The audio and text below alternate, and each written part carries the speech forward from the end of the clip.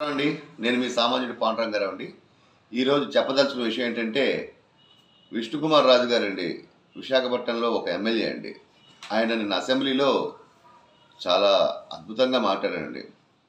ఒక సామాన్య మనిషి ఎవరైనా చూస్తే చేదరించుకుంటారు. ఎందుకంటేనండి, ప్రజలని ఉద్దేశించి వైఎస్ఆర్సీపీకి 40% ఓటింగ్ వచ్చిందంట. ఆయన ఆశ్చర్యపోయాడండి. ఎందుకంటే అసలు 40% ఎలా వచ్చింది?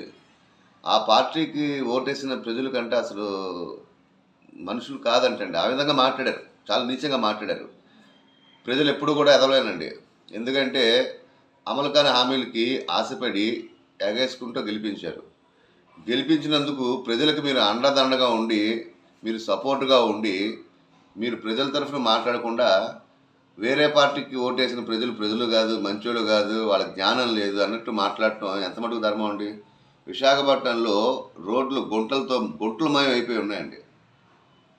మీకు కావాలంటే వెతుక్కోండి, ఎక్కడ పెడితే అక్కడ. వాటి మీద దృష్టి పెట్టండి. మీరు ఇచ్చిన హామీలు, కాయగూరల రేట్లు, నిత్యావసర వస్తువులు పెరిగిపోయినాయి. వాటిని తగ్గించడానికి చూడండి. అప్పుడు జగన్ పెంచేశాడు. ఇప్పుడు పెరిగితే మీరు పెంచినట్టు కాదు. ఇవన్నీ ఏడుపు గుట్టు రాజకీయాలు ఎందుకండి బాబు? మీకు అధికారం ఇచ్చారు, చక్కగా ప్రజలకు సేవ చేయండి. ప్రజల దగ్గరికి వెళ్ళారు, ఇంటింటికి వెళ్ళి అదే ప్రజలను మీరు ఓట్లు అడుక్కున్నారు. ఇప్పుడు ఆ ప్రజల్ని అసెంబ్లీ సాక్షిగా తిడతాం అనేది ఎంతమంది ధర్మం అండి? ఆయనకు 40% వచ్చింది. అసలు మీకు 8 సీట్లు వస్తాయని బీజేపీ ఎవరైనా ఊహించారండి?